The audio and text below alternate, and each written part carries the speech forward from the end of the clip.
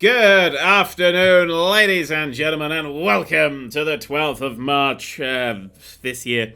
The footage you're seeing in the background is a game called DayZ, which has an interesting Steam description. It says, DayZ is an intense single-player first-person action game that begs you to play dangerously and creatively. Like it's on the kitchen floor crying with makeup going, no, please. Anyway, it's really early in the morning. I'm at that point where it's so early in the morning, I can't tell if I'm ill or it's just the morning. If you don't get this bit, I know, some of you are younger, you bastards, but you just wake up like, it's the day, yeah! And I'm just there going, oh, no, I need time to deal with still being here. Oh, Jesus. Which is most days. Fuck it, let's get started with the news. Wonderfully, I'm going to talk about my favourite person in the world, Jim Sterling again. Jim Sterling, after last week, ending his thing with Digital Homicide, his feud, if you will. After celebrating the end of his Digital Homicide feud this week, another fucking developer has gone after Jim Sterling. Like, are they not aware that this shit bounces off Jim Sterling like bullets off Superman? Like, it just... Bing! Oh, what was that? It was a copyright strike. It meant fuck all. Like that, you don't go after Jim Sterling. Now, maybe there's this kind of... Some people go, any publicity is good publicity, but that's not the full quote. If I remember rightly, that full quote is something like, any publicity is good publicity if you put the effort in and turn it into good publicity. Like, it's not just like, be shit, everyone will know you, which I call the Piers Morgan approach. It's not a... That's not how that really works. You're supposed to... You just get publicity for being shit. And gaming is very consumer-orientated. We're all very sort of tribal. And if you're shit, we just won't play your thing. It doesn't work like that. Anytime there's been a big scandal, sales for games haven't, peaked up massively on the shit game. Because it's a shit game. It doesn't work like that. So the only reason I can think of why people would tackle Jim Sterling is this. And that's dumb. Don't do this. Anyway, what's happened now is developers, I can't fucking remember their names, but they won't be around very long, so who cares? They made a game called Airport Master. It's in early access on Steam. I think I mentioned it on a previous news video where I was like, when I was going through the new releases, might have a go at that. I had a look at the screenshots and no. I was like, I can't deal with another game that's shit set in an airport. I've already got the Airport Simulator. That's what it's called, isn't it? Yeah, I get confused. They're all just got airport in the name. Yeah, fuck people who do this shit. What they've done, instead of just going copyright strikes for their footage, they've actually pretended they're doing this legally, which is brilliant. They've put in their EULA, their end user license agreement. You know, the terms and conditions that flicks up, that you just go next and completely ignore, and then end up as a human Sentai pad. What they've done is they've put in their EULA two things of note. One is that you can't get a refund for the game, which is a direct violation of Steam's policies, so can't be in there. And the other thing is, they say that if you do any game or video of the thing, any video at all of basically anything, if you take any images or anything of the game, you violate their trademarks. Which you don't. Clearly. Only an idiot would think that. But that's what they put. So basically, you have to ask for written permission. And they said it's a simple process. It only takes 3 to 5 days. Oh, yeah. Yeah, because you're getting so many fucking requests, I bet. You request permission, and then you can play their game. Which is bullshit, because that's in the... That's not, flashed up on a screen. That's in the end-use license agreement, which nobody fucking reads. And also has to stick to the letter of the law, so isn't above fair use. Any time an EULA has gone to court, it's always been thrown out, because nobody reads them. And because nobody reads them, they're not counted as binding contracts. They're there just to basically say, if your computer explodes while playing our game, you don't sue us. That's it. That's the only reason those end-user license agreements are in there, is just for protecting the arse of people. They really don't mean very much. So putting something like this in it that violates fair use, dumb, stupid. And then, when Jim Sterling makes his video, filing a trademark takedown on his video. A trademark takedown, not a copyright takedown on his video. No, they filed a trademark takedown. Because apparently they think that people would watch Jim Sterling's video on a game where he's just talking about a game and confuse it with their actual game.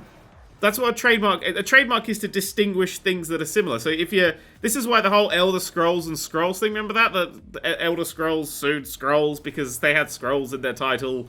and then it was completely thrown out for being bollocks.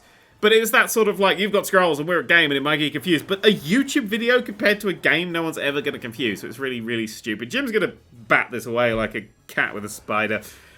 But it is setting a dangerous precedent. So this is why, you know what, thank God for Jim Sterling. The fact that he's just digging through this shit is wonderful. And I can just to say, I can talk about this game. I can call Airport Master a piece of absolute flaming shite. I've seen a fair few videos on it now. It looks terrible. It's released way too early. It's horrific. And I can say that because I've not bought the game. I've not installed it, and therefore the EULA doesn't apply to me. It only works when you install the game. So, yeah, fuck it. It's a piece of shit. But... You know Jim Sterling has a Patreon. Now would be the time. He's now talking to YouTube and Steam about this shit. He is trying to get this shit done directly. And I kind of see in a few years Jim Sterling is going to be the guy that we remember for cleaning up the shite on Steam. And like stopping these shithead developers. And actually like making YouTube a more stable platform. And I like that. Yeah, thank God for Jim Sterling. He does good work. That's my.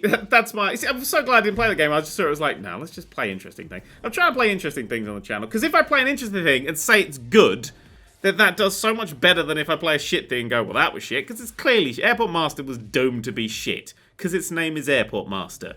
It's got airport in the title. Chances are it's just gonna be shit.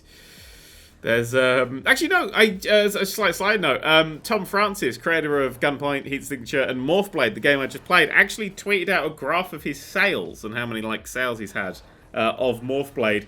And basically, like, where I've made my video, there's just a vertical line up that's bigger than his launch day sales. It's just like, boom. And that's why I do what I do. That's why I do this, because I like to promote cool games. And if I promote a cool game and you buy a cool game, then...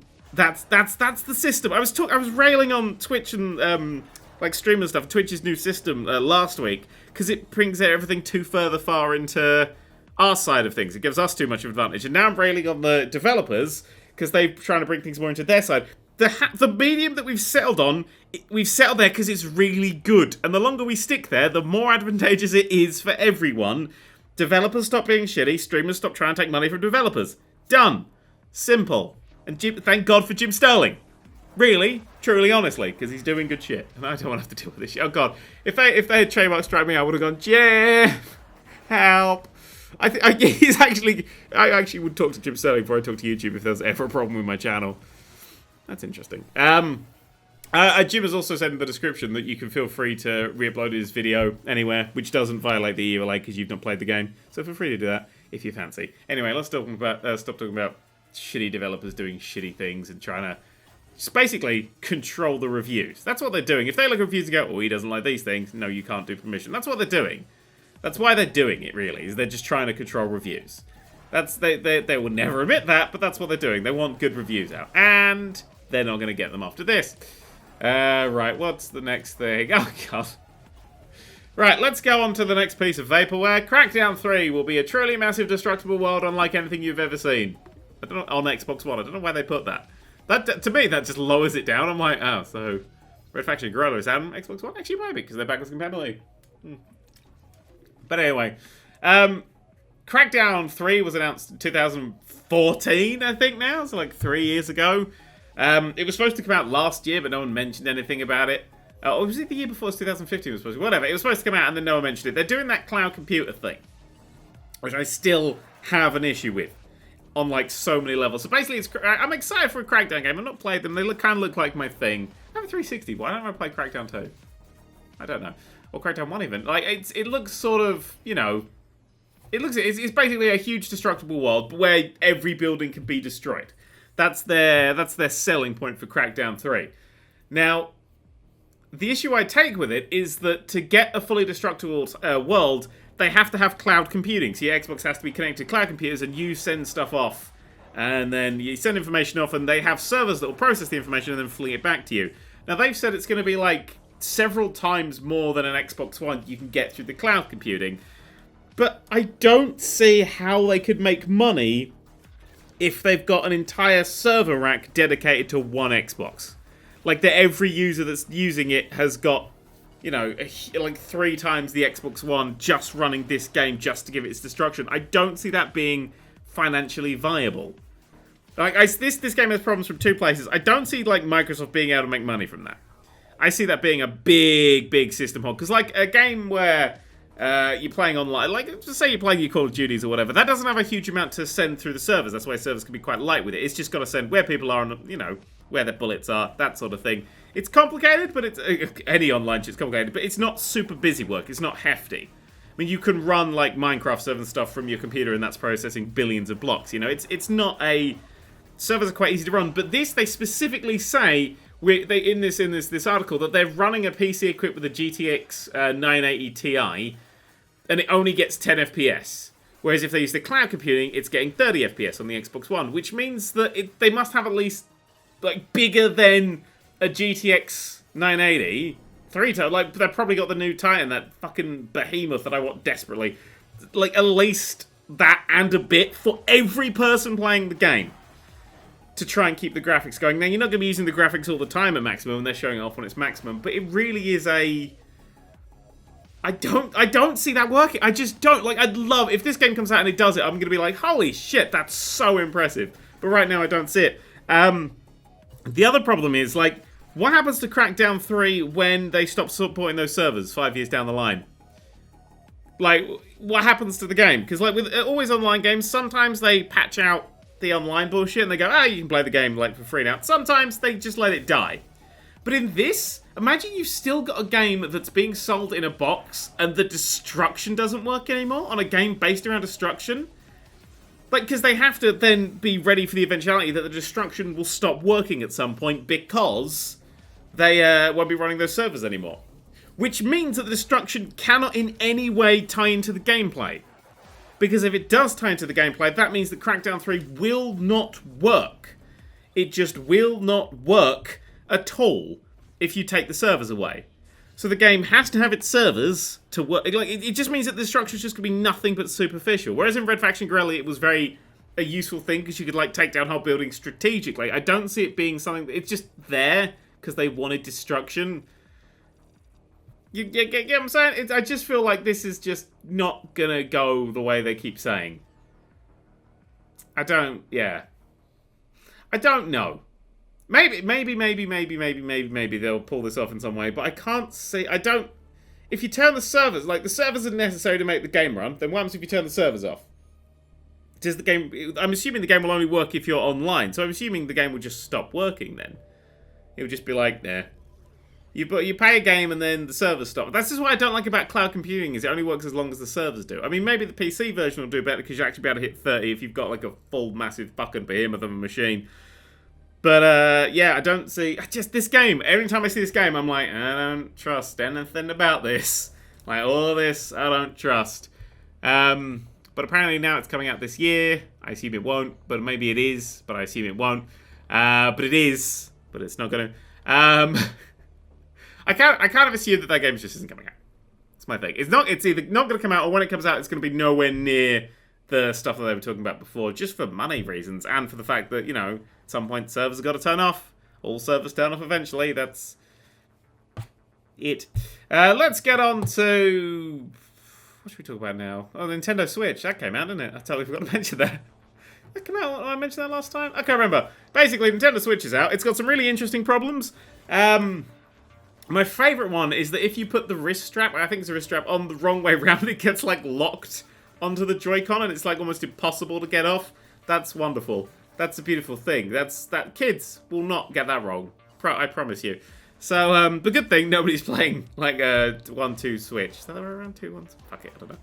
Nobody will give a shit about that game. So that's, yeah. It's got some really interesting, weird problems with it. But what I really like was it isn't just like, oh, it overheats, or it does this thing. Like, there's so many different problems. Like, they're not super wide scale. It's largely just different things. But a lot of the problems are just so varied. Like, it just sits there and screams alien noise at you. It's one of my favorite ones. The screen doesn't work. The game doesn't work. Doesn't recognize cartridges. It doesn't seem super great. They've actually, somebody took them apart, because now we got them, revealing that the dock is literally nothing but a tiny little PCB in the corner. So it's ridiculously expensive for absolutely nothing. But somebody's taken apart the Switch, the left Joy-Con, which still has the problems. And the reason it has the problems is the aerial sort of sits in the wrong place. It's next to a big metal box, which is sort of, I believe, holding the Joy-Con together, like it's a structural thing to stop you crushing it. But because it's next to a big metal box, the signal just gets done. There's a YouTube video, God, I can't remember who it was, but they actually attached just a little bit of cable, just a single little bit of cable to the antenna, and then ran it up the other side of the controller. It works absolutely fine from a huge range, and it was solved by like a few pennies worth of cable and solder. It's just, there's a lot of little problems with this thing, but I don't know. People are saying it's great. People are well, no, nobody's saying it's great, but people. The console itself is a really nice, solid 7 out of 10 at the moment. Zelda's great, and that's what everyone's sort of going for now. When everyone's finished with Zelda, that's when I think it's going to be interesting to see what people really think of the Switch. When it's sitting there with absolutely fuck all on it. That's going to be interesting. Although now, like I said, that we've got starting to get some more complaints about Zelda. Which, it kind of, when the reviews come out, it's like, I was like, alright, that game's getting 10 and shit, but there will be some, that's going to get knocked down. There is a few sort of hefty complaints coming out about it. Number one is sort of like the weapons degradation, which seemingly everyone I've talked to absolutely fucking hates. I still want to gather out my Wii U and find a copy of Zelda, and I will have a play of it, because it does look interesting. I won't do it on the channel, of course, because fuck Nintendo. The news I wanted to bring about is that the Joy-Cons work on PC and Android. I believe they must use Bluetooth. But the Joy-Con controllers, because they're just a generic Bluetooth device, will attach to your PC.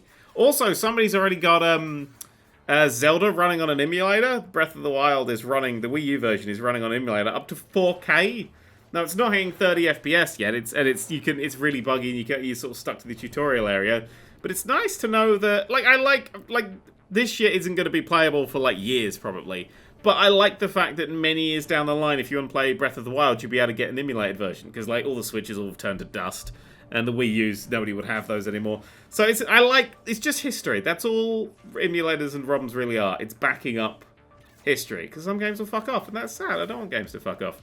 But anyway, speaking of games that have fucked off, Dean Hall, I think he's the guy who did DayZ. Wasn't he the guy? He's the guy who created DayZ, that game that I don't even know what the fuck's. That game was it's amazing! It was a mod for Armor, and then it became its own thing, and I never heard anything about it again. I don't even think it's left early access or anything. I could check that, though. I'm sitting in front of my computer. We'll see if DayZ's left early access. Anyway, he had a new game that he announced a couple of years back, and it's apparently been cancelled. It was unveiled during Microsoft's press conference a couple of years ago. Ion, that was the name of it, and it's just gone. It's just gone. Ooh, DayZ on Steam. 6 out of 10 on its reviews. Pretending I'm older than I am, because it's easy to scroll than be accurate. Ah, yeah, it's still in early access. Jesus, that's been in early access since 2013. 4 years of early access. That is some mixed reviews. The top review is, my grandchildren may enjoy this game when it's finished.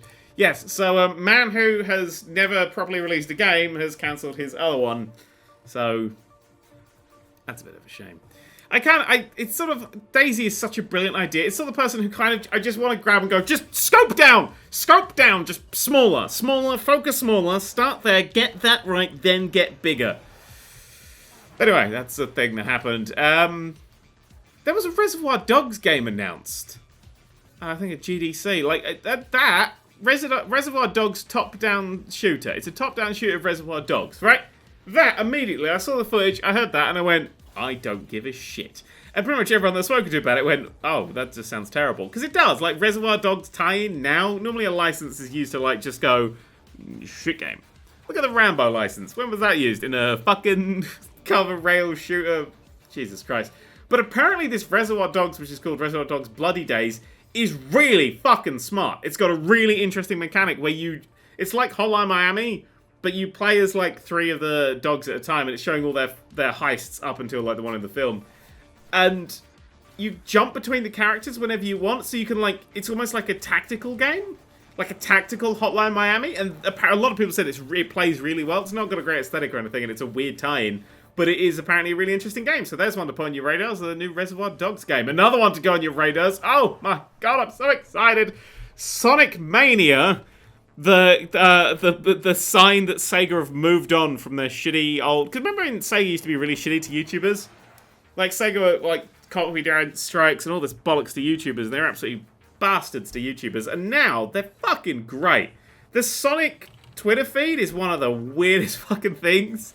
It's just really funny. Genuinely silly and weird. and I quite like it. But Sonic Mania is a game that's being made by fans, basically. It's not being made by Sonic Team, it's being made by fans of the Sonic series. And they've just released more footage of it, and it looks so fucking good. The little mechanics that they've added, the little tweaks and changes to the formula, just looks so good. Like, they do the thing from Sonic 3, because it starts in, like, Green Hill Zone, and then you get, like, to the bit where you get launched down, there's those big set of rings in the air, and then it just carries on, and the level carries on, and my little brain goes, what? And the music sounds amazing. They've released another track a little while ago that sounds so good. Along with Studiopolis, they've now got, I can't remember what it was. It's like a Wild Westy kind of sounding one. It sounds amazing. The music in the current version, they're gonna change up. So Act 2 will have a remixed version of the music like they did in Sonic 3. And also there's no level transitions. It doesn't fade to black. You just carry on. You get to the end of the level, get the da-da-da-da-da-da-da-da and all that, if you're playing Final Fantasy. And then the next level starts. It just looks so good. I'm so fucking excited. Also, it's at 60 FPS on everything. Everything it's going out for is going to sit at 60 FPS. And it just looks so good. But the little mechanics they've got, like, you get, like, the Sonic 3 fire shields and stuff. But if you have a fire... Remember those, like, in Green Hill, level 1, Sonic 1, there's, like, those wooden spike rails. Those wooden rails that spin around and they got the spikes on them. Which was a really cool little villain at the time. They will set on fire and drop you through the world if you have a fire shield on and take you to different secrets and stuff. That's cool. And it's little things like that. They put a lot of effort in it. It just looks like it's going to be possibly the best Sonic game ever. And I'm genuinely... That is where my hype levels are. And I know I'm in the Sonic cycle right now, but this is not being made by Sonic Team, so I have way more faith. I mean, you know, we were in kind of a good time for Sonic right now. We had Generations, what was good. Probably had something between there that wasn't good, but I don't remember. But, oh, you can also play as Knuckles and Tails as well, so that's nice. And I'm so fucking excited. It also has one of the coolest and collector's editions in the world ever, with just a nice statue of Sonic. That's it, and it's standing on a Sega, and you push it, and it goes, Sega! This game, it just looks like, right, if this game succeeds, goddamn, I hope it opens the floodgates for letting fans, like, trusting fans to make full and proper games, because they are sometimes fans are the worst people to do a thing because they get too in love with it, but fans that are critical of a thing and know where it succeeds and fails, they make good shit.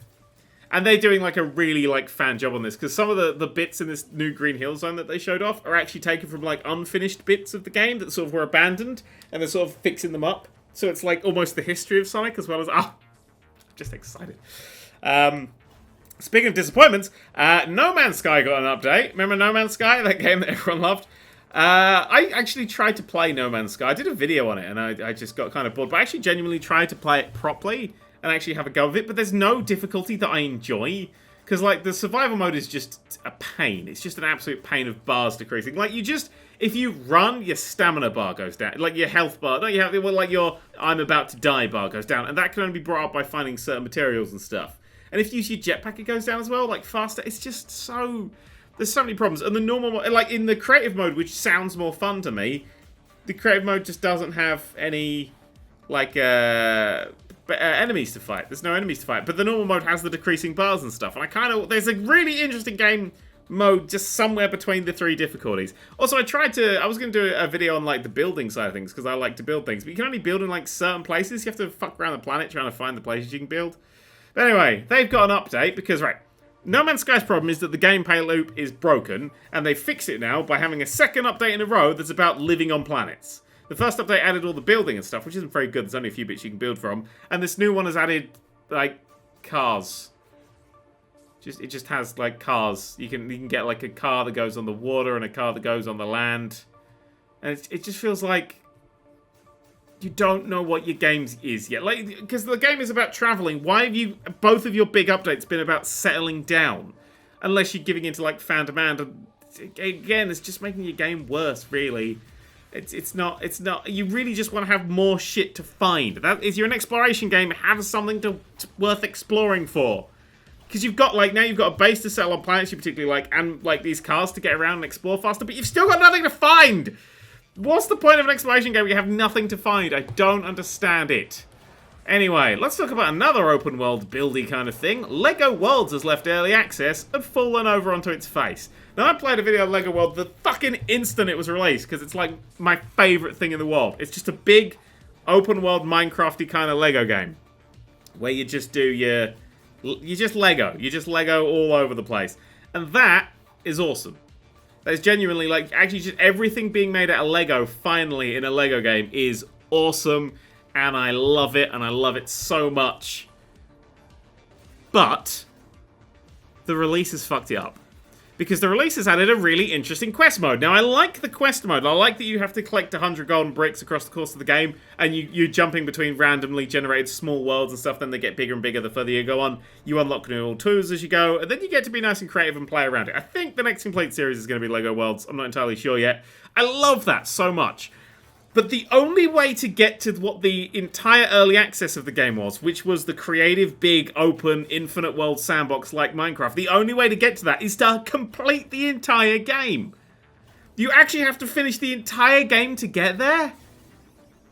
And, like, for people who just want to do that bit, that's just shitty. I really, really don't understand the thought that went into that. Like, I understand you want to, like, get the progression and stuff through the game, but just have it as a creative, separate mode. Like, just... Like, I don't understand why you would take what the game has been all the way through early access, and as you get to release, just change it. Like, I do like the questing thing, and I'm totally going to play through that questing thing, but there are a lot of people that... me, again, I would love to have just that creative mode straight away, because that just exploring with the really fun, interesting biomes, exploring these really weird, big, open levels, and digging things out, and building Lego houses brick by brick. I don't know why you've just put that off so much.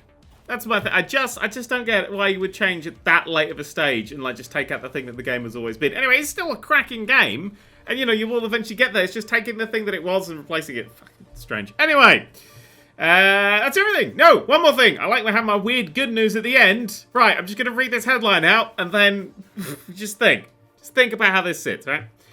Aquaman's Jason Momoa, who I will always refer to as Stargate Atlantis' Jason Momoa, to star, Brad Payton to direct, Just Cause film based on popular video game. So, there's always been talk of a Just Cause film, has been for a while now, and it looks like the Jason Momoa, who's Aquaman, and I think he's in Game of Thrones and stuff, but I know him best from Stargate Atlantis, is going to play Rico. Okay, basically here's the deal. If the opening line of that is, let's just say this, so you've got like a lovely exterior, lovely set of islands, you know, that'd been a day, good start. And then you jump down to the next line, and it just goes, everything explodes! Then I'll watch that film. That's what I need. I don't want his tragic backstory. I don't want, like, ooh, he's having thoughts. I want 90 minutes of Jason Momoa making things explode. And then it will be actually the first proper good game-to-film adaptation ever. That's a fucking really interesting casting choice, because he's so huge and... I'm excited. I'm excited to see how they build a hookshot that can ping him across the world, to be perfectly honest. But anyway, that is the news. Thank you very much for watching. Fuck off.